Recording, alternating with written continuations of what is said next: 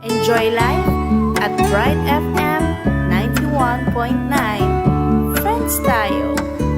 91.9 Bright FM 91.9 Bright FM.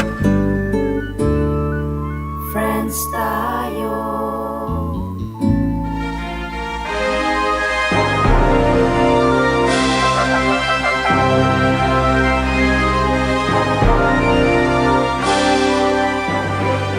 Ingke kayong kayantabe, lulugod at magmasabal. Palabungan tamo, kening programang makiramdam at magparamdam. Like ko, love ka. Maya pabengin ng Diyos po kaya kayong anini po Kuya Marvin at makayantabi kayo pa mo rin po King DWBL 91.9 Bright FM ing radio station ng Archdiocese ng San Fernando, Pampanga. Welcome po king kaya katamong Year 3 Episode 8 ng programa ng Archdiocesan Council of the Laity ng Archdiocese ng San Fernando, Pampanga. Ing like ko, love ka, programang makiramdam at magparamdam. Abayan niyo kami po king metong kwentuhan, metong oras sa kwentuhan, patungkol karami yayaliwang pigagapat kayo sandaring kapatid tamong like ko o rin nga usang tamo pong kalay ko. Ayan, ngayon pong bengin yako mo pong dili from the host team at then pong kayabi ako ngayon king studio plus reta po kachuking kilo alila po rin kakatamong guest nganing Beng.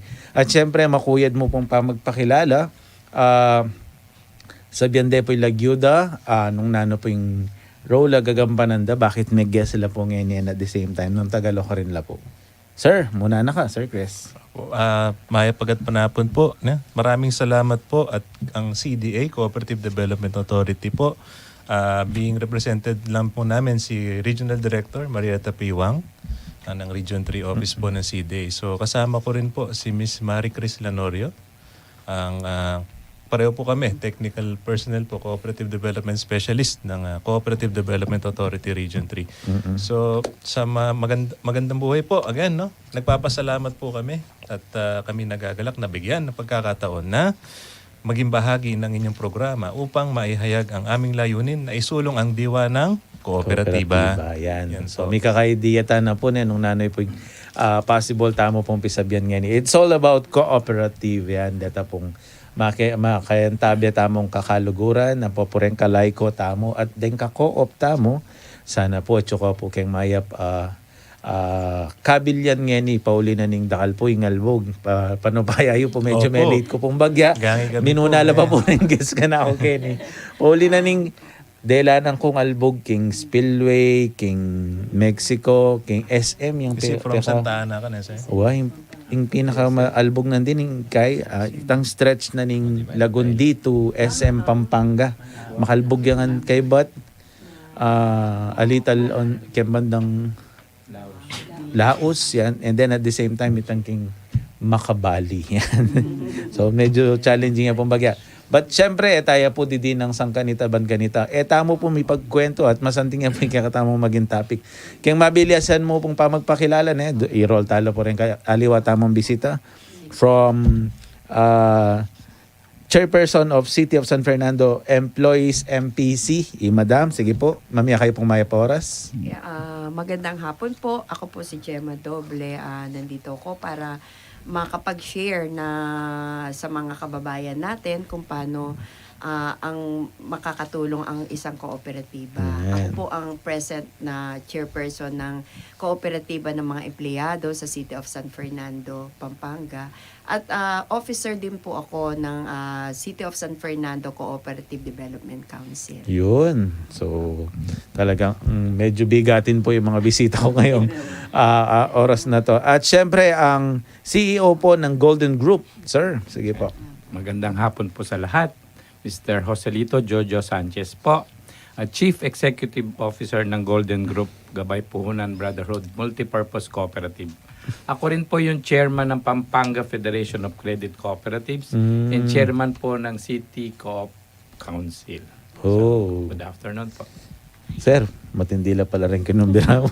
Panginervisa na ako. At syempre, from Mining Primary MPC, from Angeles, si Ma'am Marieta. Magandang hapon po sa lahat. Ako Ako po si Mrs. Marieta Tuason, Chief Executive Officer po ng Mining Primary Multipurpose Cooperative sa lungsod po ng Angeles. Ako rin po ay isang director ng Metro Angeles Cooperative Union at Vice Chairman po ng Angeles City Cooperative Development Council. Yun. Opo, kami po ay isang barangay-based cooperative. Yun. Thank you po. At syempre, ang kanyang kasama, si Sir Rod. Sir Rod. Magandang gabi po sa inyong lahat. Ako po si Rod Nulag, Board Secretary ng Mining Primary Multipurpose Cooperative.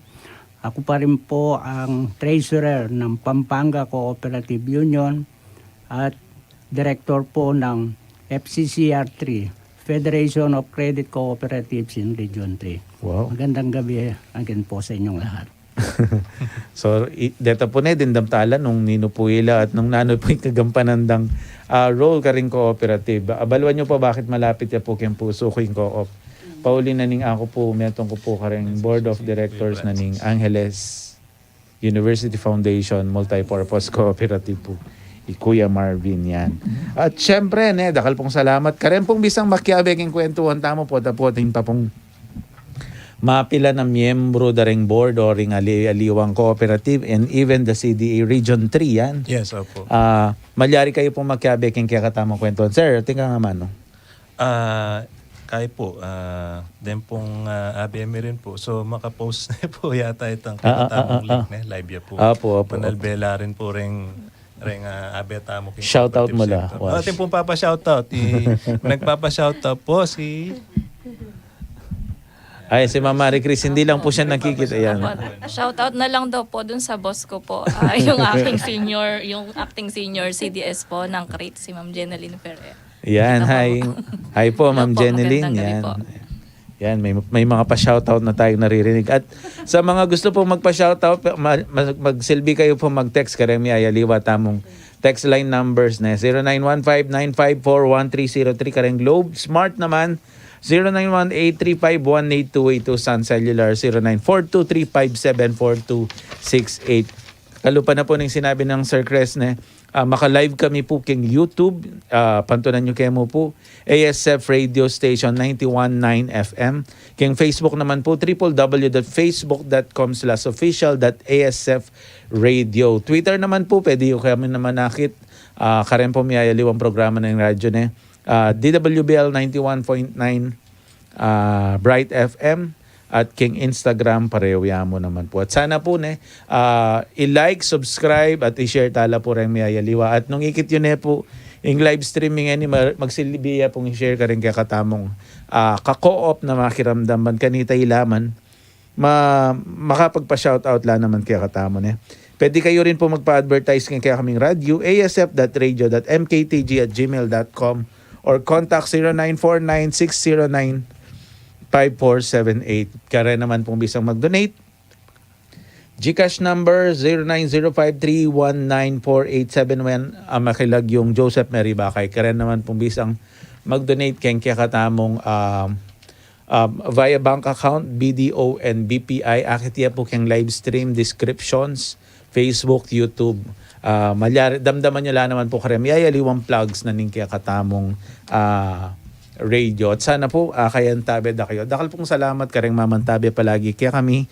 At ipamalita tayo po natin tanang radyo kaya Arkidiocese banda kala pa po rin kaya katamong kakaluguran. Ayan, dakal pong salamat kareng mamantabi kaya katamo. At syempre, ban kanita po mibuklat ya pong ating giya king nga pong Ginoo.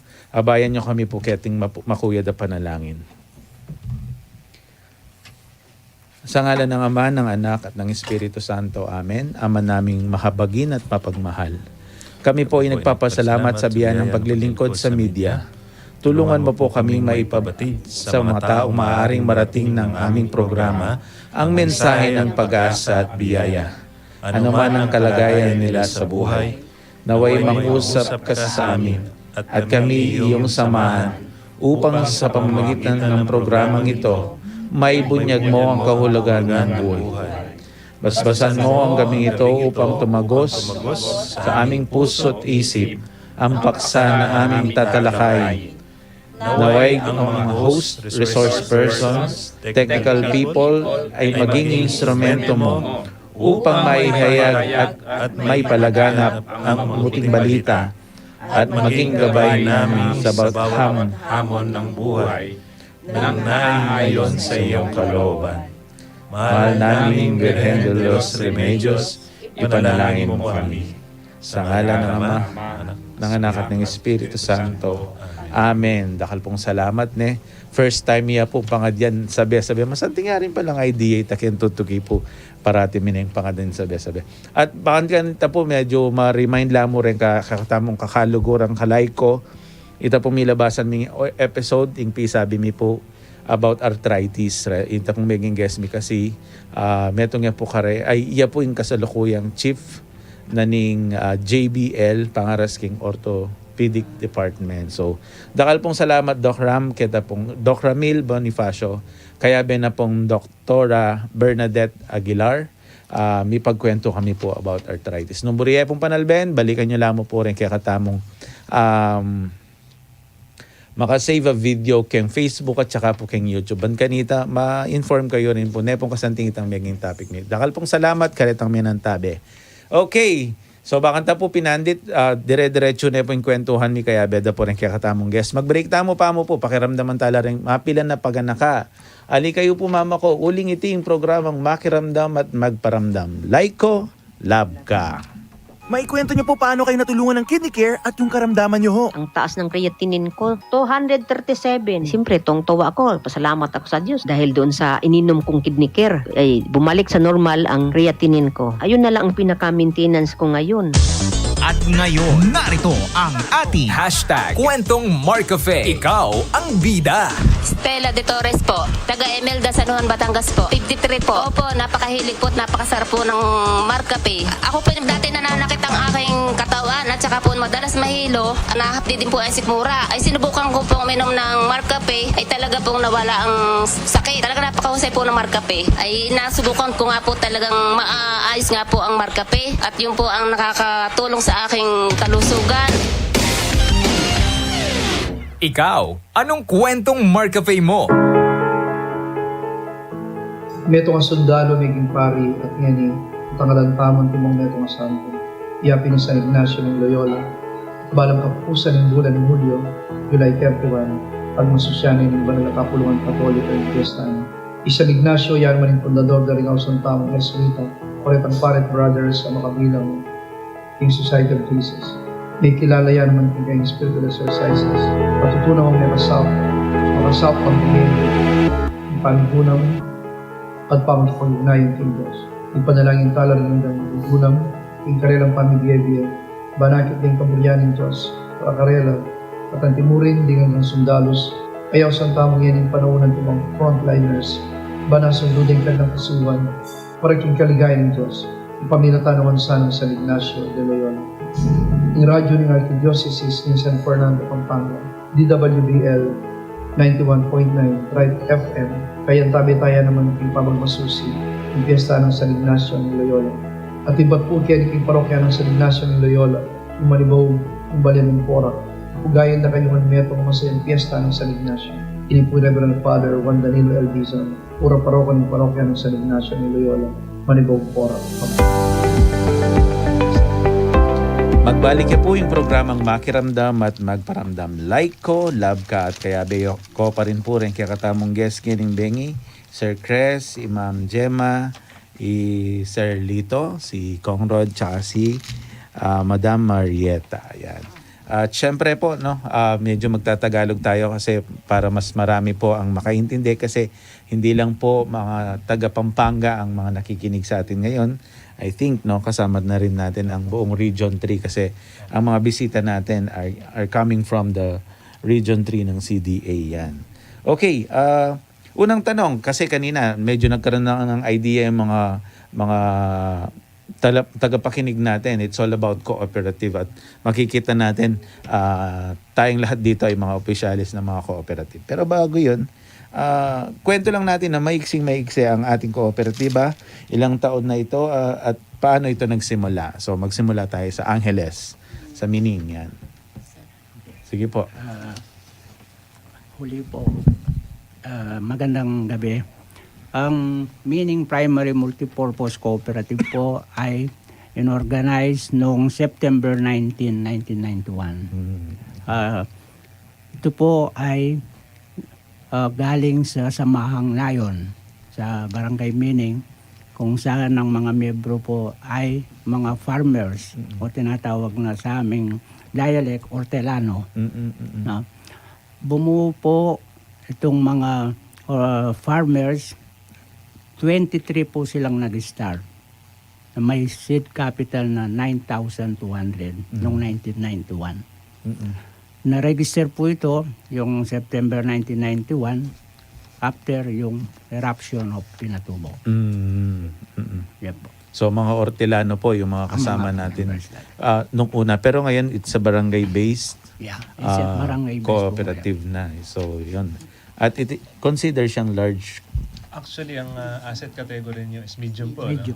Medium. So sila po kasi meron na silang total assets na nagre-range between magkano ni sa inyo ngayon? 24 million na sila. Nagpo-fall na sila sa medium. Okay, so maganda-ganda po ang performance ng Meaning. At syempre, ang ano naman po, ang Golden Group yan, si Sir ang magkukwento sa atin. Okay, magandang hapon Kuya Marv. Ang Golden Group po ay nagsimula sa bagong palengke ng San Fernando. Noong 1991 pagputok ng Mount Pinatubo. Nagsimula po kami 15. Ang seed capital namin noon is 100,000. Isa lang po yung empleyada ko noon. 500 yung sweldo niya bawat buwan. Ako po nagserbisyo bilang general manager 3 taon. Piso po yung sweldo ko sa 1 taon. Ganon din po yung mga directors namin nung nag-umpisa, wala pa po silang mga honorarium noon. Pero ngayon po ay may pagmamalaki ko na ang Golden Group ay may mga sangay na sa buong lalawigan ng Pampanga.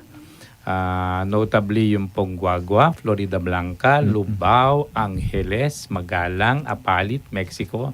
At yung pong aming mga membership ay within Pampanga at mga karatig lalawigan. So meaning halos nag-regional na po kami. And from yung 15 pong members, kami ay more than 5,000 na ngayon. Wow.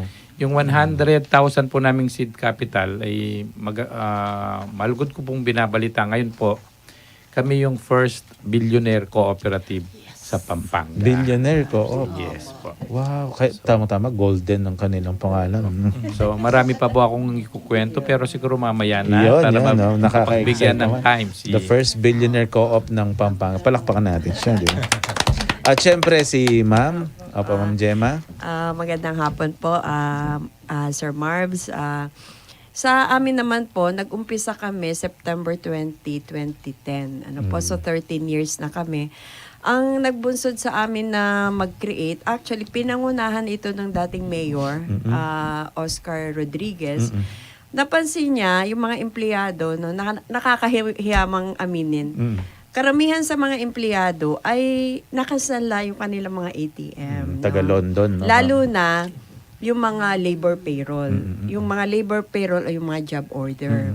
So para matulungan yung mga empleyado, ng seed money na 2 million ang dating mayor at nag-umpisa ang kooperatiba 50 members lang. Pero ngayon ay meron na kaming 477 members, regular and associates. Yung mga job order po or contractual, they belong dun sa associates. Tapos yung mga permanent ay nasa regular. Kasi inamend namin yan kasi dati kasama sa regular ang mga casual. They are contractual siya. So nakaranas kami electoral, nag-end contract sila. So nag-end contract, nag-suffer ang hindi nakasingilang cooperative. Pero nakaahon kami doon. So dati ang authorized capital lang namin ay 364,000. Ngayon po ang authorized capital namin ay 10 million. Mag-amend kami kasi 15 million kasi we've reached the 15 million na. So from small pa-medium na kami, small cooperative. So, yun na po yung inabot ng aming cooperative. Wow. In 13 years time, no? In 13 years po. Iba talaga, may mga konting effect. Sir Chris, yung kalagayan ng co-ops dito sa Pampanga, ano naman po sila? Kumusta naman? Sige po. Again, magandang hapon po. So para doon, no, interesting kasi yung mga information na nagagather natin ngayon. It means that yung cooperatives really serve the members and in turn nag-expand yung membership katulad din ng Golden Group.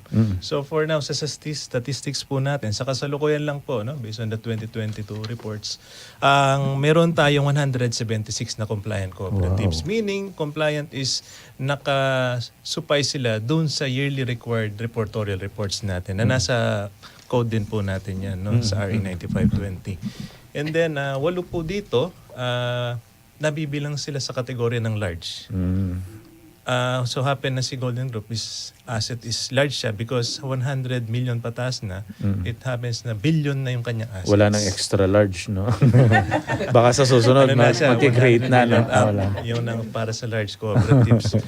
So, ito pong mga large cooperatives, sila ay may total assets na mahigit 100 million na. So, from 101 million pataas. Yan. So, si Golden Group, no? 1 billion na yung kanyang asset. So times 10 na minimum. So 34 naman doon sa 176 po natin ay nasa kategorya ng medium o may total assets na hindi po bababa sa 15 million pesos. So si Mining tsaka si Mining po nandyan, no? At hindi rin tayo lalayo, no? Meron tayong mga small cooperatives na mayroong 56 na bilang ng mga kooperatiba. So sila naman po ay mayroong asset na 3 million at pataas, hindi hihigit ng 15 million. Sila po ang small category cooperatives natin, no? At meron naman tayong 78 po na micro. Sila yung kabilang dito yung mga na-raise from bago. Pag sinabi nating micro cooperatives, sila po ay may mga assets na 3 million below. Yan. So actually sila po yung mga tipo ng kooperatiba na gusto naming ding tulungan. Na from micro maging katulad ng Golden Group, ng Mining, ng CSF employees na maging medium, small. Medium to large. Medium, micro to small. At pag magandang negosyo, small to medium. And eventually from medium to large. Yun. With, siyempre, ang kailangan dyan, commitment and active participation ng mga miyembro na talaga pong mapapatotohanan nitong ating mga kooperatibang nandito ngayon. Kanina may nabanggit si Sir Joselito na nagsimula silang ito lang yung nakukuha nila and now nagkaroon na sila ng millions. And I think may nabanggit na rin si Ma'am about medyo kahirap. And at the same time, si Mining kanina may nabanggit siya na nagsimula kami during the eruption. So ano po yung mga kahirapang dinanas nyo nung nagsimula kayong maging cooperative? Ano yung mga pinaka-challenging at paano nyo ito nalampasan bilang isang kooperatiba? Magsimula tayo sa bilyonaryo. Sa bilyonaryo po. Salamat, Kuya Marvin. Nung una po, nung itatag namin ng co-op, marami po yung skeptical. Sabi nila, nako, hindi naman aasenso yan, pera yan, taga-palengke, mahirapan sila magano. So, yung pong nag-start, 15 kami noon, is binutihan namin yung ginagawa namin at may pagmamalaki ko po, yung mga kasama ko noon, ay malapit sa Diyos. Kaya po ang aming logo is In God We Trust. So, yung pag-start po namin yon, pag meron kaming hindi pagkakaintindihan ay nagdarasal kami. Actually po yung building namin ngayon may maliit na chapel. Wow. So pag yung directors, para bang kung sa biruan namin ay muntok lang magsuntukan, pupunta kami sa chapel, magdadasal, pagbalik namin, nagkakaintindihan. Ayos na. Yan. So, ganun po yung inumpisahan namin. At nakita din po namin, nag-start kami sa palengke. Yung po palang mga palengke, pare-parehas yung problema. No?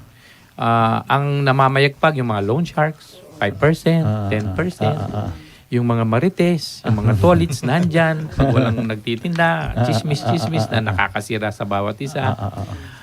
So yun po ang unang binigyan namin ng solusyon. Yung 5-6 na 5 to 10%, kami po yung nag-start sa 4%, 3.5%, 3, pababa, 2. Ngayon po 2%, diminishing pa. Wow. Yan. Tapos po, dahil palagi kami nagkakasama, may mga team building, may mga mga salo-salo. So nabawasan po yung chismis at ano. Tapos yung mga mahilig sa mga sugal, sabi namin, bago nyo isugal, i-savings nyo na lang. Yun. So yun po, doon po nag-umpisang lumakas ang aming kooperatiba. Parang knowing, inalam nyo talaga kung ano yung problem. Not just the cooperative, but the community itself, no? At least from that end, talagang makikita natin, Sir Cres, no? Na napaka laki ng impact ng pagtayo ng cooperative to lessen yung mga to at least improve nga yung lives of the people in the community. In particular, yung mga members of the cooperative. Tama. And then, pagka nakikita yung kooperatiba, magandang takbo ng negosyo, nakakatulong sa miyembro, tumutulong sa community kasi may nakaalat siya na community fund. Maghihikayat yan ng member. Parang word of mouth. No? Dadami yung member. Tama. Dadami po yung tatangkilik sa coop, may membro, dadagdag yung capital ng co-op, mag-expand din yung business ng co-op. And at the end of the year, hati-hati sila dito It's sa a magiging nila. win-win situation Yes, talaga. sabi nga po kanina, bago natin ipambisyo yung pera, Tama. tuturo namin sa capital build-up, savings mobilization. Yung ginagastos mong bisyo sa isang taon, pag kinumpit mo, laki. Totoo. Bakit hindi mo na lang siya i-invest sa isang cooperative? May dividend ka pa, no? May makukuha pa siyang tinatawag na dividendo. Na ito po interest on share capital nung ini-impok mong pera. At the same time, pag tumatangkili ka sa serbisyo, may babalik sa iyo. Tama. Na monetary. Si Mining, nagsimula ka during eruption ng Mount Pinatubo, and alam naman natin yung sitwasyon ng mga Ortelano during those times. Na magkwento po kayo konti. Thank you po, Kuya Marvin. Totoo po yon. Dahil po after ng eruption, doon na itayo ang co-op namin. At mga magsasaka sila.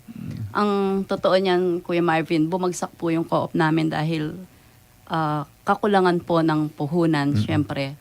Tapos po, nagkulang din sa kaalamang technical. So, ang nangyari po niyan is nabaon sa utang ang co-op namin na nung una po dahil puro magsasaka yung nandoon na nagtutulong-tulong, bumagsak po na baon sa utang sa land bank. Witness po si Kuya Jojo, ayan.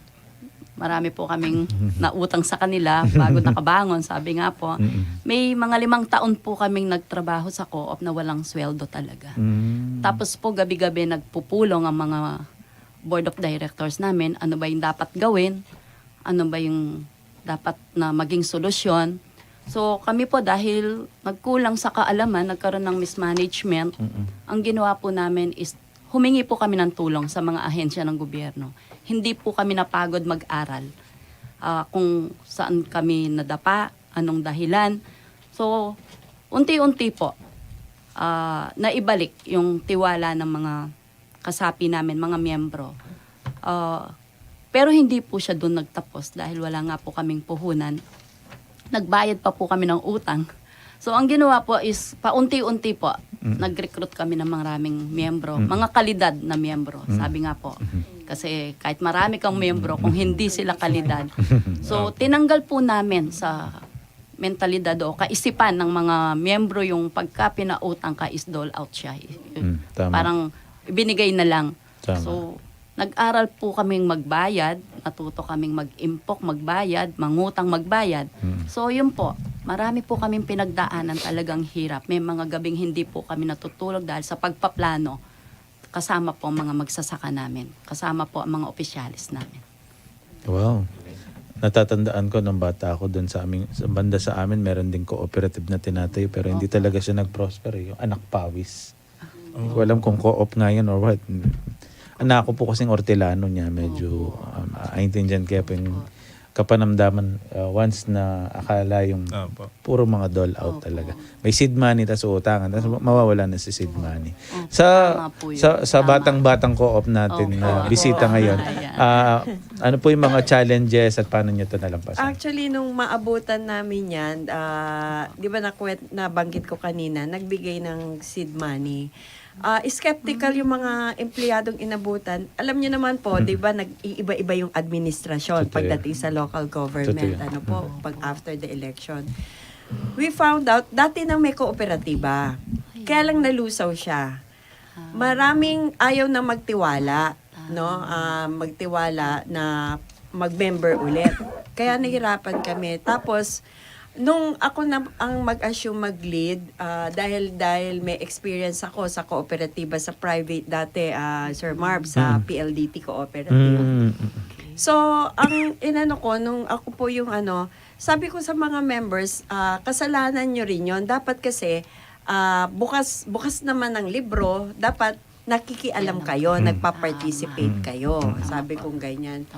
Actually, lumaki ang kooperatiba namin dahil sa mga union members. Kasi, dati po akong presidente ng union. Kasi kaya lang po dahil sa, nabigyan ako ng opportunity ngayon sa present administration na ma-promote sa department, acting department head po. Hindi na ako ngayon ng presidente. Pero, bali, ang nangyari, lumaki ang cooperative dahil din sa union, no? Dahil sa union member. Dahil sabi ko, sa union, masasagot yung inyong karapatan, yung welfare and benefit nyo. Pero walang perang kasama dyan. Ngayon, if you want, gusto nyo ng tulong, ma-augment yung mga pangangailangan natin sa kooperatiba. No?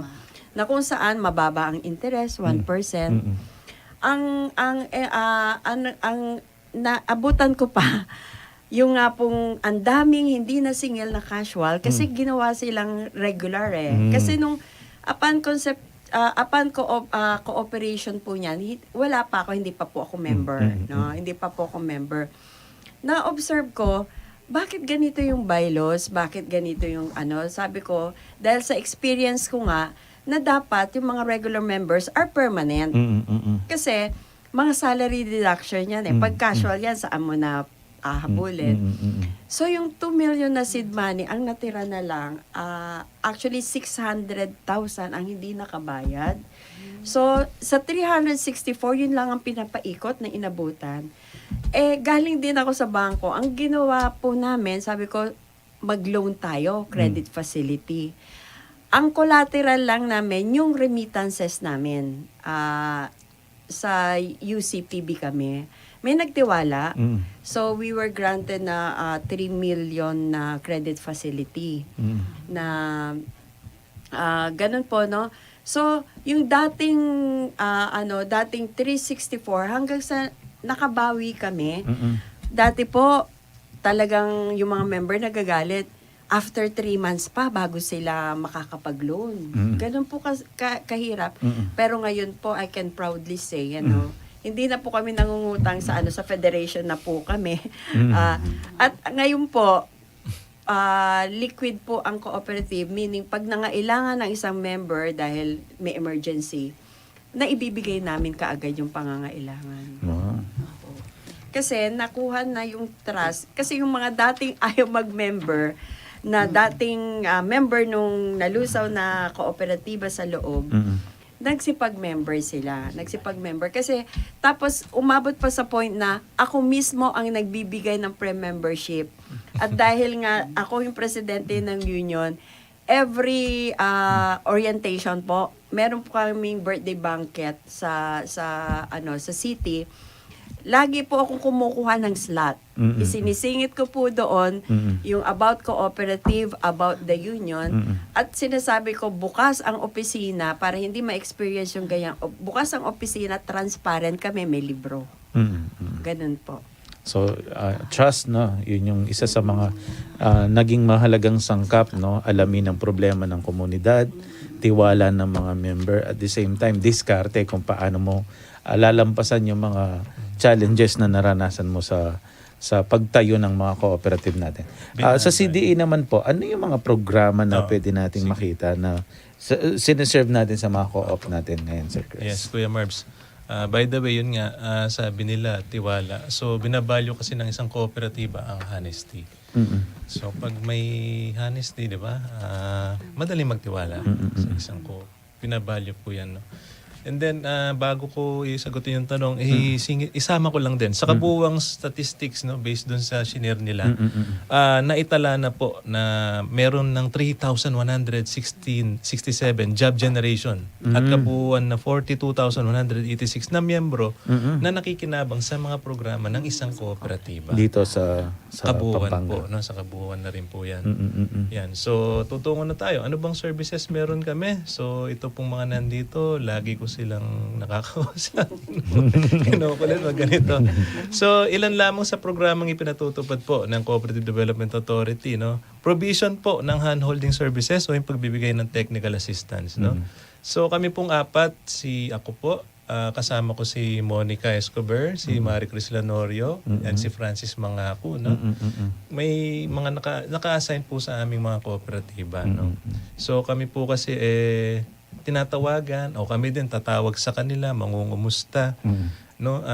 Sinusubaybayan po namin sila sa paano pamamaraan. Ini-inspect din namin sila taon-taon. So sa pagkakataon na 'yon, doon namin nabubusisi po yung operasyon nila. Ano yung ginagawa nila, mga pulisiya po nila, chine-check din natin. No, yung mga programa nila for the year, tinitingnan din po natin. Tapos sakop din ng assistance po nito ang regular din na pag-update, pagdi-disseminate ng mga MCs o Memorandum Circulars po na nilalabas ng CDA na pinopost din po namin sa website namin para makita ng mga kooperatiba, no?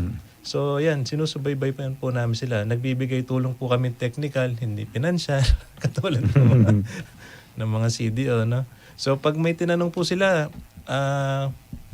anything in nature about cooperative na kailangan namin sagutin, dapat agad po kami maka-action, makasagot. Kasi sinusubaybayan po ng opisina yan, no? Kasama po yan sa number 1 na kailangan namin ibigay sa mga kooperatiba.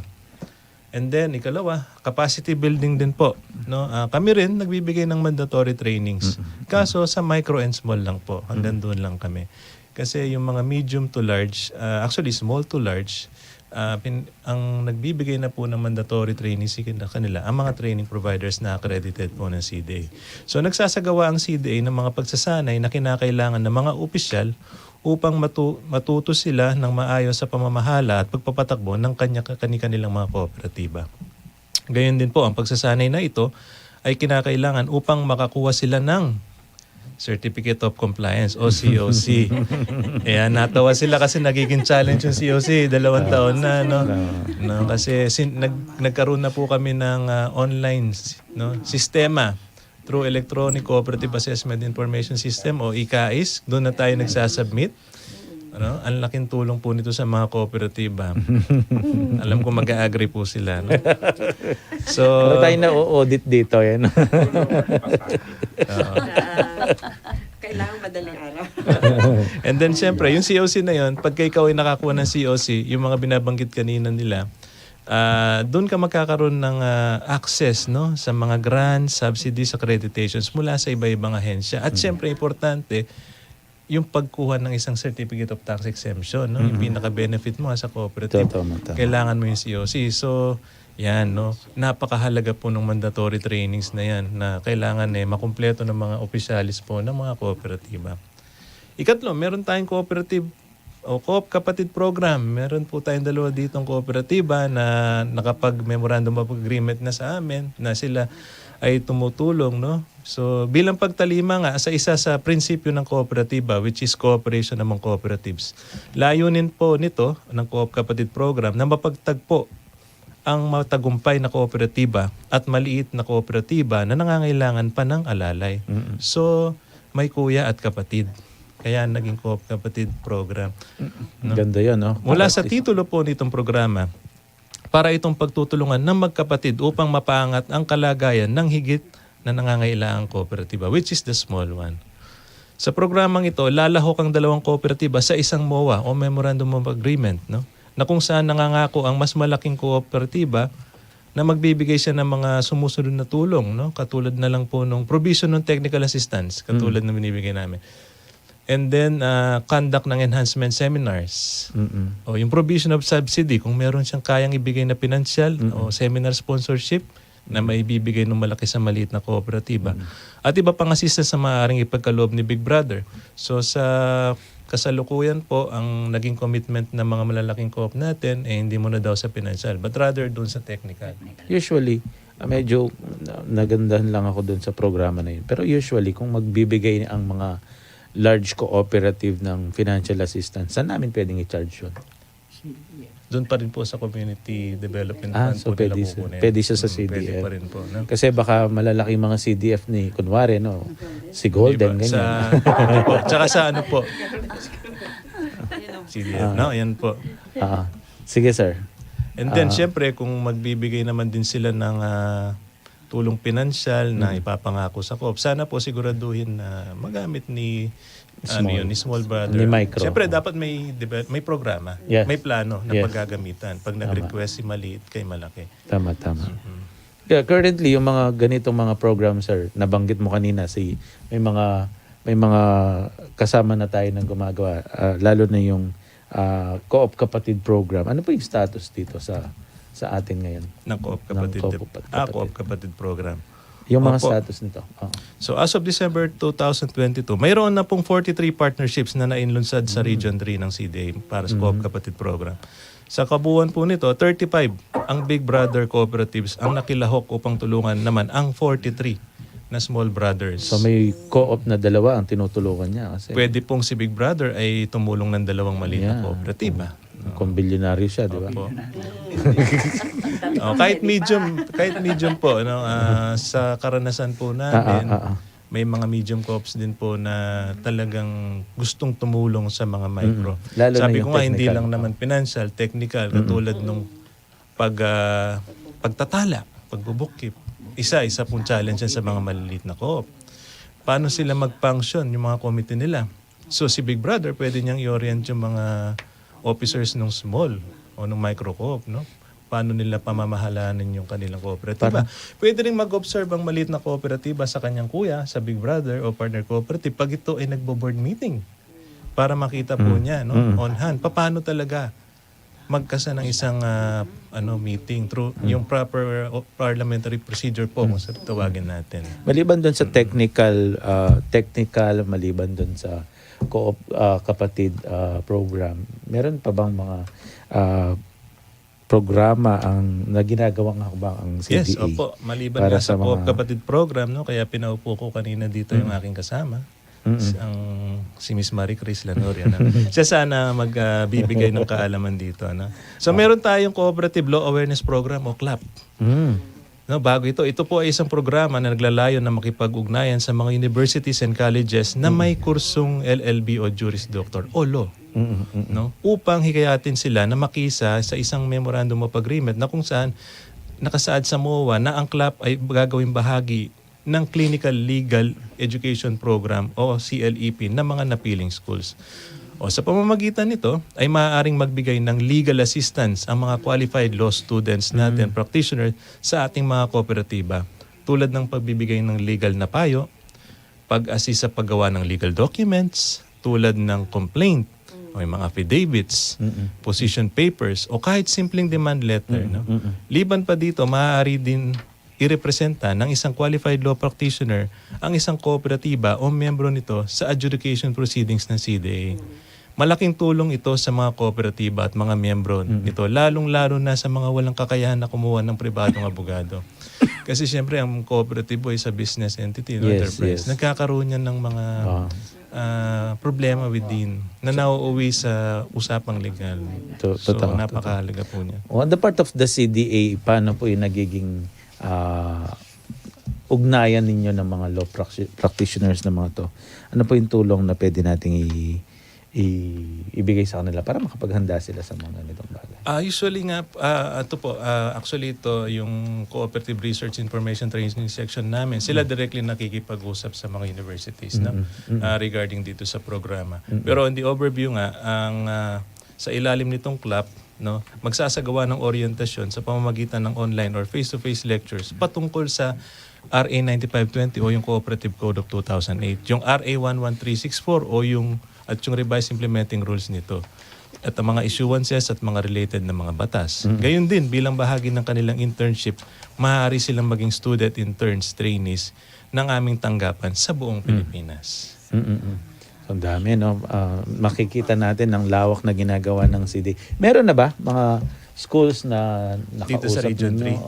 Meron na pong nakausap ang aming ahensya, pero hinihintay pa po namin yung magiging turnout nito. So may mga nakakausap na tayo mga siguro babalikan. Through Cooperative Research Information and training section namin na kasama si Ma'am Marie Chris. Mamaya papasukin natin si Sila Ma'am Marie talaga Chris yung- to discuss that Sila po sa atin yung mamaya. nakikipag-ugnayan After directly the sa mga SUCs and private schools na merong law courses. Tama. Kasi makakatulong din ito sa mga law practitioners, no? Opo. Kasi isang magandang training ground at saka para makita rin nila yung anggulo ng cooperative. Baka maisama nila sa kanilang gustong maging by the way, no? Kanina na kwento na nila kung paano sila nagsimula, ano na yung mga naging balakid at paano nila hinarap ito. Accomplishments ng mga kooperatiba na masasabi niyo mga best practices na natin ngayon. Magsimula tayo sa Angeles. Meaning, ano po yung mga accomplishments na ninyo bilang isang kooperatiba? Ano yung mga currently... Salamat, Kuya Marvin. Opo.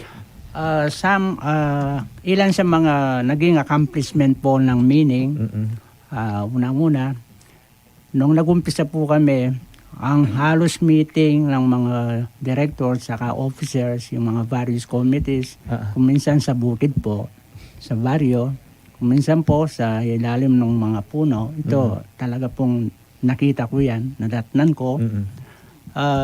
Wala kami pong lote, wala kaming opisina. Later on po, siyempre sa tulong po ng May Kapal, tulong ng mga members ng board, yung membro, yung management team po na pinangungunahan po ni Mrs. Tuason, nakapagpundar po kami ng 2-story building. No. Ngayon po, in a 240 square meter. Konkreto po yung building. Ang office po ngayon, yung ground floor. Then second floor po, ginagamit naming training center at pinauupa. No. Sa mga ibang co-ops na nagdadaos ng mga meetings nila, programs, like yung MACU, doon po nag-meeting. At the same time yung FCCR, yung Federation of Credit Cooperatives. Last week po, ang ACDO nagbigay po ng seminar sa 9 transport cooperatives na actually kasama po si Sir Chris doon. No? Sa ngayon po, mayroon kaming 6 na service trucks para sa mga kontrata namin sa Clark. Meron din kami 2 service vehicles. Nakapagtayo rin po kami ng isang bill payment center sa Barangay Mining, tabi po ng Barangay Mining Cover Court. At the same time, meron po kaming grocery store. To cater yung mga members namin, tsaka yung community. Nadadaanan ko yung convenience store ng Mining Cooperative doon. Maganda. Then, we continue po yung pagbibigay namin ng community services in the community. Yan po. Ganda. So, from that scratch, no, naging maganda na yung mga accomplishments ng Mining Cooperative. Opo, magdadagdag lang po, Kuya Marvin. Opo. Idadagdag ko lang po sa nasabi na ni Sir Rod. Nakikita ko po kasing isang accomplishment kapag ka ang membro may tumaas ang antas ng kanyang pamumuhay. So marami po sa mga miyembro namin is nakakapagtayo na ng mga negosyo nila, nakakabili ng mga sasakyang pampasada. So sabi ko nga po kay Sir Rod kanina, parang magandang sabihin yon kasi natulungan mo sila mag-pondar din. Hindi lang sila umasang umutang, kundi naturuan mo silang magpundar. Tapos po, sabi nga ni Sir Rod, tumaas na rin po yung mga return of investment ng mga pera nila. Dahil po sa tiwala siguro din, lumalaki na rin po yung interest on share capital nila at saka yung mga baliktang kilik nila. So siguro po ilan yon sa mga accomplishment po ng co-op namin. Ganda. Sige po. Makikita natin yung mga... Sir, may... Oo, babalik lang ako. So, dun sa ating club program po, na meron na tayo actually. Sa ngayon po, 2 yung ating law schools na nakausap ng CDA Region 3. Ang Aurora State College Technology at ang Tarlac State University. So, awaiting lang tayo sa magiging response. Through our office, sila po kasi yung mag-uusap directly. So, yan. Sabi nga ni Ma'am Mayet, hindi natin sila lagi binibigyan ng isda. But rather, tinuturuan natin yung membro na mangisda.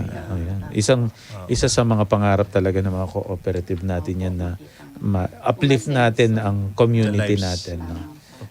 Sige po, punta tayo sa sa city. Yan. City, opo. ang matuturing lang po na accomplishment ng aming kooperatiba ay through the kooperatiba po, maraming nakakapagpatapos ng mga anak, no? Opo, kumbaga natutugon na yung pangangailangan nila pag kinukulang sila sa education, at saka po extended din sila pagdating po sa health, no? Ang kami po mga empleyado, mapalad kami na meron po kaming health card, no? Ngayon, ang ginawa po ng kooperatiba, inextend namin doon sa mga dependent kasi ang nakita po natin, ang mga empleyado, mamumroblema yan pag may sakit ang pamilya, no? Membro ng pamilya, pag kailangan ng pang-tuition, no? So yun po yung accomplishment na hindi na sila magre-resort pa doon sa mga usury na patong-patong yung interest, no, para lang matugunan yung ano. At saka nakakapag-extend po kami sa mga community through yung into health po kami, mga medical, no. Hindi lang po isang miyembro kami nag-extend ng mga medical assistance, kundi po yung within the community po namin na nangangailangan. So isang sa mga magandang best practice. Makikita siguro natin kasi parang close cooperative ang employee kasi dapat empleyado ka ng City Hall para maging member. Hindi ka pwedeng empleyado ng ibang nayon, no, or ibang town. Dapat talaga sa City of San Fernando LGU ka nagtatrabaho. Pagdating naman po sa Golden Group, ano po yung mga bilyong accomplishment niya? Accomplishment po, katulad ng sinabi ni Ma'am Marieta ng Mining, yung antas ng kabuhayan ng yung miyembro, kailangan inaalalayan mo na tataas. So, noon po nagsimula kami sa yung business loan. Ngayon po meron na kaming appliance loan, car loan, hospitalization loan, education loan. So marami na po yung miyembro namin na dati ay 3-wheeler, jeep. Ngayon po may mga sasakyan na, yung mga bahay na paganda. Tapos po dinagdagan din namin po yung tulong namin sa mga nag-aaral na mga anak nila. So may scholarship program po kami na marami na po kaming napagtapos. Financial assistance, hindi naman lahat yung Yes. At yung iba po is inabsorb namin bilang workforce namin. Yung pong best practices ng co-op is yung pong management information system namin. Nakakapag-generate siya ng 100 plus reports. Pati po yung amin balance, yung lahat ng reports. Na ito naman po ay binigyan ko po ng habilin yung aming IT na sinishare po namin sa mga ibang co-ops sa Pampanga. So halos nakapattern po yung mga management information nila dun sa amin, yung naglakbay-aral, gano'n. Doon naman po sa CLAP na program ni Sir Cres, kami naman po ay napalad na may sarili po kaming legal counsel. Actually, yung pong governor ng Integrated Bar of the Philippines ng region, yun po ang aming legal counsel, si Attorney Paul Maglalang. So, meron po kaming free legal services sa aming mga miyembro lalo na sa General Assembly, is nakakapagtanong sila, nabibigyan ng free legal advice. Sa lahat ng gusto magtanong, libre po yan. And yun pong aming General Assemblies, ginagawa na namin ilang taon na ngayon sa Laos Convention Center. Laki. Hindi naman po sa pagmamalaki, malaki po yung parking noon. Pero pag nag-General Assembly kami, hanggang sa labas, hanggang dun sa Kingsborough, umaabot po yung mga nagpa-park. Sa negosyo naman po ng co-op, is nadagdagan po. Kung dati sa loans, pagpapahiram. Ngayon po meron na kaming real estate division. Wow. So property sales rental. So yung pong Pure Gold, tenant namin. May nabili kaming mga 16 hectares sa Mexico. So ini-start na po namin yan. Yung pong aming mga rental income in a month, nasa 300,000 na po. So nakakadagdag po dun sa mga pondo ng kooperatiba. At ngayon po, yung malaking project namin is hopefully next month po is magpipirmahan na kami ng mga onshore-offshore contract. Yun pong solar power plant sa Clark. Sa tabi po yan ng runway ng SIAC. No, it's a 2 billion project. Tapos na po lahat ng permits. Yung gagawa na lang. Pati po yung sa bangko, syempre po, 2 billion yun. 1 billion lang yung pera namin. Kulang po. Uutang pa rin kami sa DBP. So, hopefully po, makatulong kami doon sa clean energy ng ating pamahalaan. And yun po, sa pagtulong sa CDA, yun pong aming big brother role sa mga co-ops is pinag-iibayo po namin. Lahat ng lumalapit, kung kaya namin po, pati pera po kung kaya, pero titignan namin kung kaya nilang ibalik. Ano? Yung pong mining, sobra-sobra yung balik nila ngayon. Okay na sila. Swerte po kasi yung pera ng Golden Group. Yun. Yan po. So, ano pa po yung amin? Marami pa pong nagbabago taon-taon. Yung aming ngayon, pinagtutuunan namin yung aming Community Development Fund na magkaroon na siya ng infra side, Yes. kung kailangan ng kanal, waiting shed, nag-identify po kami doon sa mga area of operation ng co-op. Tumutulong na rin po kami. Napakagandang pakinggan ng mga kwento, no? Ito talaga yung mga raw na mga experiences ng mga co-op natin na makikita natin na malaki talaga ang impact nito sa community. Pero medyo maghinay-hinay muna po tayo, no? I-absorb muna natin yung mga napagkwentuhan natin. At syempre, magbe-break muna po tayo pakikinig sa mga mangilang-ilang mga mensahe ng mga kasamahan nating sumusubaybay sa atin online. So, kayo po mama ko at magbalik ya po yung programang Makiramdam at Magparamdam. Like ko, love ka. Love ka.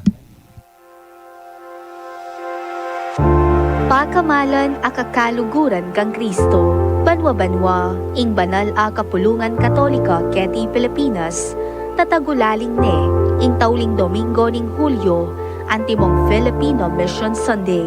Iting mesabing aldo, makatalagaya, ban ganakanla, ring makabilang king Mission Society of the Philippines, amituburan iban Pilipinas, ban idaun ing karelang sarili, king pamipasyag, king mayap a balita. Lalong-lalo na, karing mangalating balayan king Asya, at karing aliwa pang lugal, king mabilog ayatu. Tandaanan tayo po ing Hulyo at 30 kaniting banwa, Aldo Domingo, ing Phil Mission Sunday. Ang makitemang Filipino Missionaries, Go forth and make disciples. Ganakan tamo, ing paganakan ng San Pablo kay katamu, abistaman, dakal tamo at miyayaliwa, metong tamo pamuring katawan, king metong agino. Iyabe tala karing panalangin tamo, ring Filipino Diocesan Priest, Missionaries, ning Mission Society of the Philippines. Makisan metong tamo, at midawon kasaupan karela, agpangketang agyu tamo. Ing radyo ning Archdiocese ning San Fernando, Pampanga, DWBL 91.9 Bright FM, Kayantabeye, king kapag masusyan ning Filipino Mission Sunday.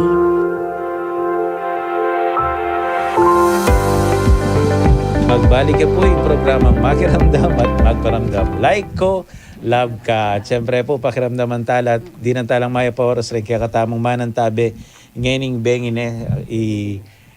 din kaya katamong pong Facebook viewers, Ronnie M. Francisco, Gina Hayag, Rhea Villar Mantal, yung kada ko pong asawa sa Edison Pangan. Siyempre, loyal listener niya po, Virginia Engada. Kilala yun po na Berna Pineda Basilio David, secretary na po ng guest ko last time, and Neil Omar, Jen P. Gamboa, Alexander D. Rox Manuit. Talaga. Si Rufus Smith, Sister Hilda Madayag, Anna Marie Freys, Michael Gonzalez, Remy Fajardo Intal, Cora Manlapas at Pablo Virtuoso. Yan. Sabi na pong Berna Basilio, Maya Pabengi po, God bless po. God bless you all. Ingat po. Sabi na pong Ezekiel Ukol Gulapa watching here. At Llanera Nueva Ecija, Kuya Marvin yan. Happy to see you all, Sir Jojo Sanchez of Golden Group, Ma'am Gemma of Si Margie. City of San Fernando, employees at saka Sir Rod Nunag at Ma'am Mayet of Mining MPC. Yan, si Ma'am Marge. Marieta Director Wang. namin. Si Director Wang, congratulations po. Proud of you. Yan. Dakal pong salamat Kareta Menang Tabi at sana po pwede naman pong i-replay ni Ban Kanita akit sila po rin mas success stories ne at the same time how the CDA assist us karetang challenges. Speaking of challenges ne palagi ako ikatamuhan po dinalan kaniti mapa industry schools even the CDA ne pandemic stories ne kanano ye po nga survive yung pandemic at ano yung mga pamamaraan na ginawa niyo para magpatuloy pa rin ang serbisyo at benepisyo ng ating mga kasama? Gusto kong magsimula sa Golden Group kasi community talaga, Yes community po. based. Noon pong kasagsagan ng pandemic, no? So talagang hindi lumalabas yung mga tao. Pero nakita namin na yun ang time na kailangan talaga yung cooperative ng mga miyembro. So nakiusap po kami sa mga health people sa San Fernando, sa mayor, nabigyan kami ng mga health pass para makapasok yung aming mga empleyado. So, dahil po nangangamba rin kami doon sa health nila, pumasok po kami every day, pero half day, hinati ko po yung workforce, MWF, TTH. So, bukas po yung co-op throughout the pandemic. At sa kabutihang palad naman po, hindi naman po lahat ng nagtitinda ay hindi pwedeng magtinda kasi po may mga essential goods, bigas, gulay, delata, prutas, karne. So, sa magandang resulta naman po, itong mga nagtinda, kumita naman po sila. So, kahit nalugi kami dun sa mga hindi pwedeng magtinda, mga glasswares, mga tiyangge, mga tagahalaman, ito na mga bumawi yung food sector. So, naitawid po. Tinulong po namin sa mga members namin na umutang. Wala pong doon sa kasagsagan ng pandemic. Walang interest, walang pass, tsaka mga penalties. Tapos po, in-extend yung due date. So, kung 4 months siyang hindi nagtinda, extended 4 months without penalties po yung ano. Tapos po, kasama yung mga miyembro namin sa Pampanga Federation of Cooperatives, is nag-donate po kami ng mga bigas sa mga frontliners. So lahat po ng mga empleyado ng JBL, tsaka yung sa Guagua o Diosdado Macapagal Hospital, lahat po yun binigyan namin ng tag-iisang kalahating 25 sako ng, kilos. Yes po. So mula sa nurse, yung security guard, yung mga ano nila, yung pinabigyan po namin. So sa pamamagitan po ng hindi pagsara ng pintuan ng opisina ng co-op, nakatulong po kami sa mga miyembro namin at sa mga empleyado namin. Wow. Isang magandang kwento, no? Kahit andyan pang linabasta mo keng masakit na pandemic, ne? It's still, akitaya po in relevance of cooperative ketang makatang bagay. Yung pagiging resilient nila. Oo, tama. As individuals, members, no? Sinsadya po. Saka tinulungan po namin magkaroon ng bakuna yung mga miyembro namin. Yun. Inanapan namin talaga. Tama. Sa Mining naman po, paano natin nalampasan ang challenge ng pandemic? Opo. Kuya Marvin, talagang napakahirap po kasi kalahati ng mga miyembro namin nagwi-withdraw. Nagpapanik dahil daw sa pandemya.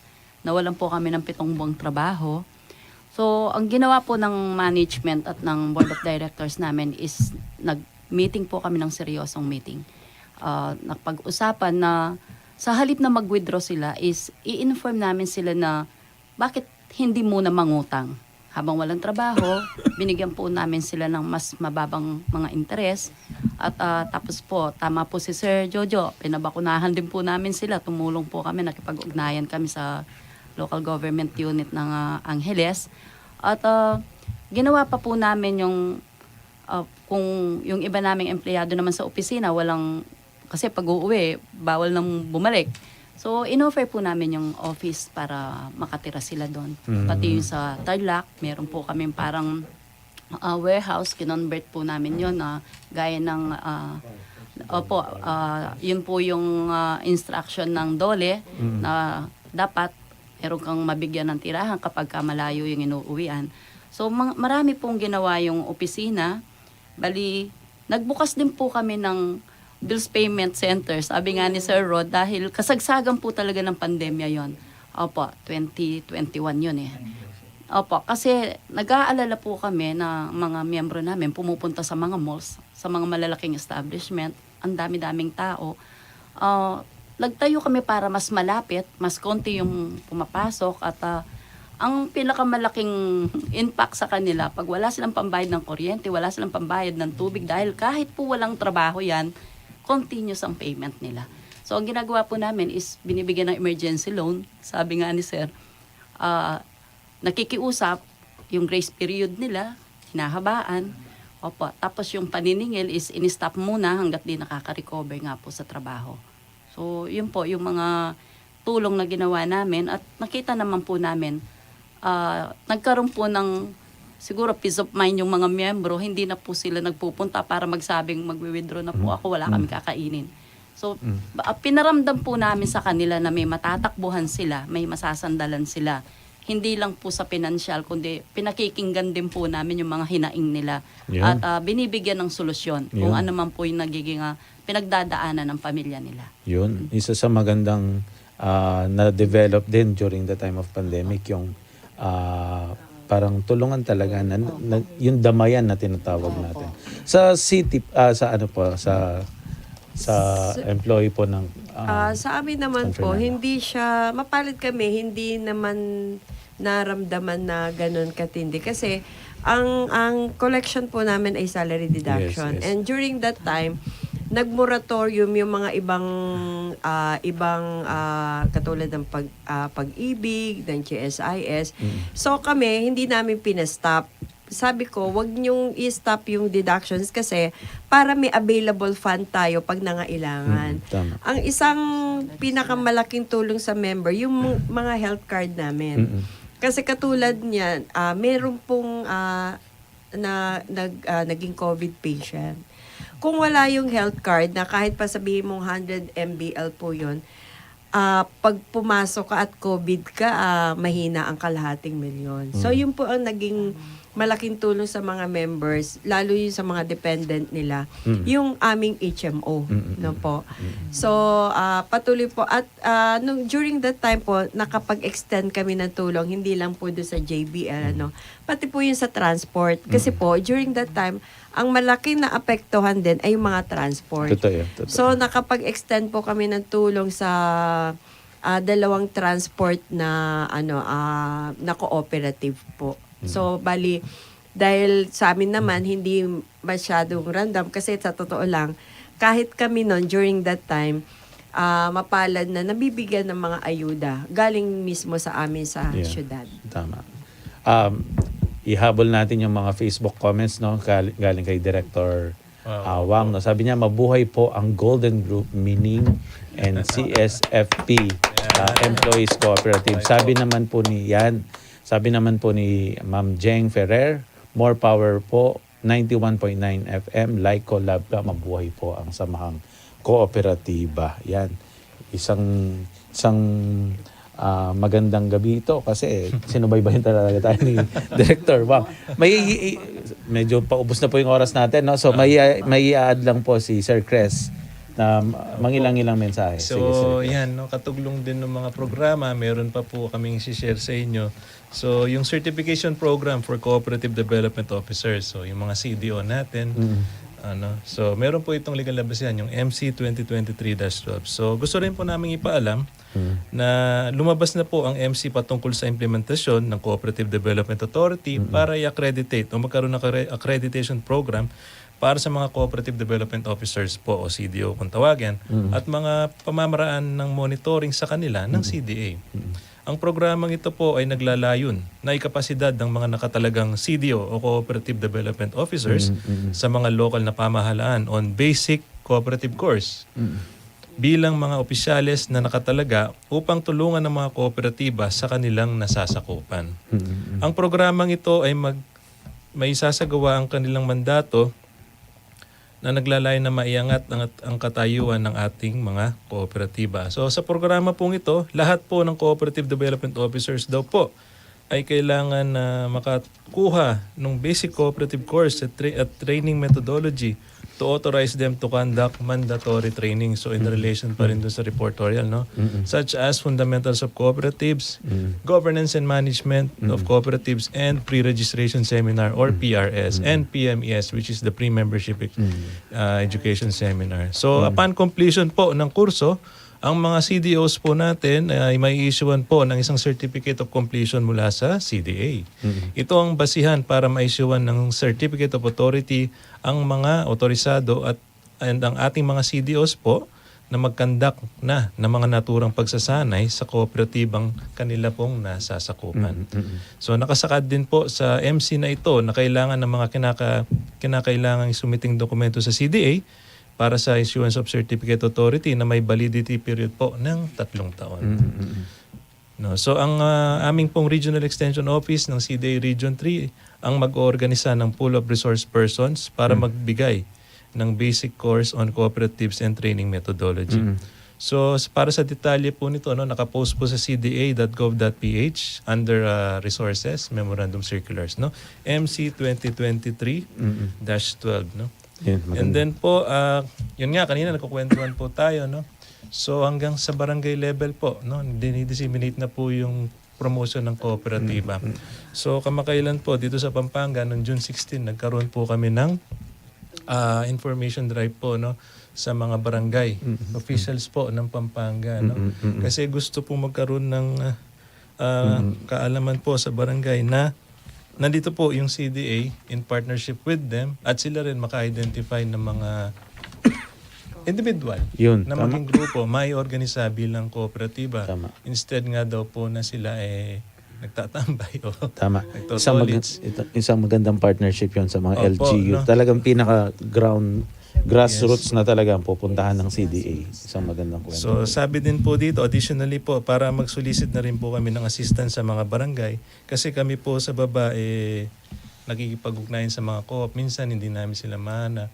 So at least alam po ng mga barangay na kung ano po yung mandato ng CDA at yung mga ano po ang mga kooperatiba. Meron po bang mga parang CDA representative, at least man lang yung mga barangay councils, merong co-op yung kanyang concern, sana actually marami na pong mga barangay officials din na magandang response sa orientation namin noong June 16. So nagtatanong na rin po sila paano sila magkaroon ng kaalaman. So mag-i-schedule na po niyan si Ma'am Marie Chris ng aming Cooperative Region Research Information Training Section. Magkakaroon na po niya ng mga request na mga pre-registration seminar mula sa mga barangay. Opo. And then para maging aware din po yung mga barangay sa anong magiging role nila para sa mga kooperatiba. Kaya namin sila binigyan ng orientation noon. And then ganun din po para i-promote din ng kooperatiba sa barangay level. Binababa natin. Kaya po binaba na rin ng CD. Bumaba na kami. So sa Bulacan nagkaroon din po ng orientation itong nakamakaraan. Yan. Napakaiksi po ng ating oras para pagkwentuhan ng mga gandang mga success stories, and at the same time ang isang magandang pamamalakad ng CDA para talaga matulungan ng ating mga community, yung mga CDF hindi pa natin napag-usapan, at yung mga ilang programa na ginagawa natin sa mga community nating ginagalawan. Actually dito, nagpapatulong din ako sa mga nasasakupan namin mga munisipyo, LGU, na sana po mabigyan ng mga kooperatiba ng kopya ng kanilang social development plan. Kasi ito po hinahanap na rin po namin. Gusto po ng authority ng CDA na yung mga social development plan, mga kooperatiba ay naka-align dun sa programang sosyal ng munisipyo o area of operation na kanilang ginagalawan. Tama. Yun, sana po makipag-ugnayan tayo sa mga LGU natin. Mabilisang final message lang po tayo. Meron pa po, no? Yun. Isasabay ko na rin. Sige po. So upcoming trainings. Pero pa siya 2 minutes. Oo nga, lumampas, sorry. Okay so yung upcoming trainings po natin, sa mga nangangailangan po ng trainings para makakuha ng Certificate of Compliance o kung findings nila ito, Meron kaming third quarter training calendar. So July 4, nung July 4 nag-start, yun nga, nagkaroon kami ng orientation of barangay officials in the province of Bulacan para dun sa cooperative development. And then this coming August po, imumove yung simple bookkeeping na dapat na schedule noong July 25. Pero dahil sa unforeseen na nangyari, yung bagyo, imumove lang natin. So wait for further announcement po yung sa simple bookkeeping. And then yung August 9, may Fundamentals of Cooperatives for Micro Cooperatives. Virtual po ito. August 17, Cooperative Management for Micro din. August 23, yan, pre-registration seminar for the whole region. Sa mga nais mag-organisa ng isang kooperatiba, magkakandak ang regional office nito. August 25, Training on Business Continuity Management o BCM. Ito, mga malalaki ko, paber po sila dito sa BCM. Virtual po ito for the Aurora and Zambales po. No? Magbibigay kami ng link. September 19 naman, magkakaroon ng Basic Accounting for Non-Accountants for Cooperatives. Virtual din po ito. And for the full information po nung training calendar, you may visit our CDA Region 3 Facebook page. Pinopost po namin yan. Sa email din, pwede nyo kaming sulatan, r3@cda.gov.ph. Meron din kaming telephone 904-5963-5107. At sa aming website, pinopost din po ang updates issuances sa cda.gov.ph. And kami pong kaming tatlo. Sa kasama ko po, si Miss Monica Vanessa Escobar, nandun lang. Francis Mangako at si Marie Cris Lanorio. Pwede nyo po kami lapitan sa aming regional office pag meron pong queries ang ating mga kooperatiba from the province of Pampanga. Yun. Yan. Dito po sa DMGC, no? Sa Government Center. Yan. Katabi po kami ng Civil Service. Yan. At katabi kaming corner ng DENR. Yun. Hanapin po natin sila para makakuha tayo ng maraming information about that. Kasi medyo mabilisan na talaga ang mga kwentuhan natin. Mabilisang final message lang po. Siguro mga 30 seconds final message po. Ang message ko lang sa mga member ng existing makipagtulungan kayo at saka naitayo ang isang kooperatiba ay para matulungan kayo sa inyong pangangailangan. Kaya wag i-breach yung trust, no? Sa trust and cooperation among cooperatives. Yun. Sige po. Golden, Billion. Ay. Kami naman po ay nandito para magserbisyo hindi lang sa aming mga miyembro, kundi sa community. Sa katunayan po, namimigay ng ayuda ngayon ng government ang Office of the Governor sa aming covered court sa Bagong Palengke. Sa oras pong ito namimigay sila. Pinapagamit po namin yun ng libre. So nandito lang po yung cooperative para magserbisyo sa miyembro at sa community. Yun. Kami naman po sa Mining Primary Multipurpose Cooperative, para po sa mga gustong magtayo ng kooperatiba, huwag po kayong matakot sa mga narinig nyo sa amin kasi kasama po talaga yon. Ipagpatuloy nyo po, ituloy nyo na magtayo kayo ng mga kooperatiba para po matutunan nyo kung paano po ang mag-impok, magtulungan, at para na rin po meron kayong matakbuhan o masandalan sa oras ng pangangailangan. Yan po ang isang kooperatiba. Salamat po. Thank you. Sir Chris. Opo, again, no, sa ngalan po ng aming Regional Director, mahal na Regional Director, Marieta Piwang, kami pong tatlo, ako, kasama ko po si Ma'am Monica Vanessa Escobar, Francis Mangako at Marie Cris Lanorio. Again, papasalamat kami Kuya Marvin at sa ating mga kooperatiba na nabigyan kami ng pagkakataon para pag-usapan natin ito at i-promote ang kooperatiba at ang mga programa meron ang CDA. So, yun po, sana magtuloy-tuloy ito. Yung mga success story, sana po bigyan nyo. Yan, no, na-post din natin sa CDA, may bigay nyo sa amin po. Para maalam din namin. Kwentong co-op. And then, shout out daw yung aming employees cooperative sa Event Serve MPC. At ang employees po ng CDA Region 3 na nakikinig ngayon. No?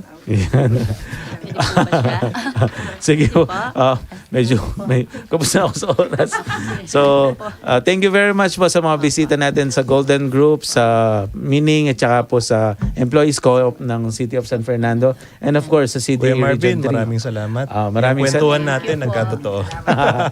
Maraming pong salamat. Thank you very much. At kambero po rin bibilog King Archdiocesan Council of the Laity ng Archdiocese ng San Fernando, Pampanga. Ini po yung programang Makiramdam at Magparamdam.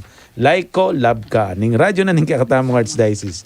DWBL 91.9 Bright FM. Ako po Kuya Marvin at kayabi ako po rin bibilog ka rin kooperatiba ning Pampanga and the CDA Region 3.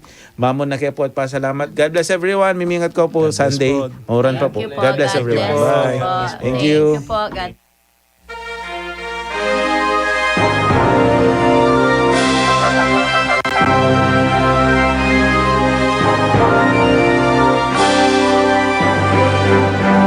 Ay kung dakila pinagkalata sa paspas ng poong may kapal, tinawag kang maging alagad ng pagbabago ng sambayanan.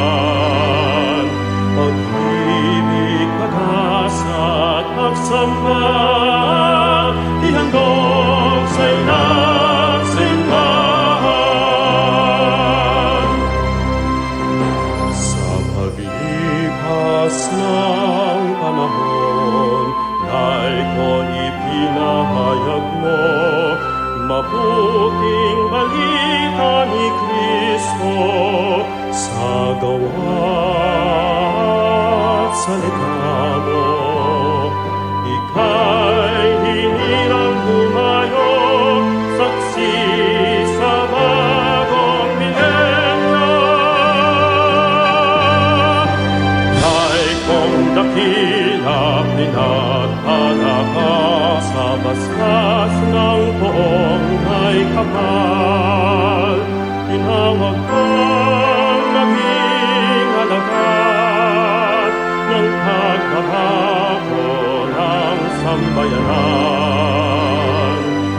Pag-ibig, pag-asa at pagsamba, ihandog sa iyong simbahan. Kaysa ng mga pari, religyoso at mga madre, laiko ika'y itatangi sa mataas na tungkulin. Sa kapwa'y magsisilbing maghalay ng sarili. Ay kung dakila pinaghala ka sa basbas ng poong may kapal, tinawag kang maging alagad ng pagbabago ng sambayanan. Pag-ibig, pag-asa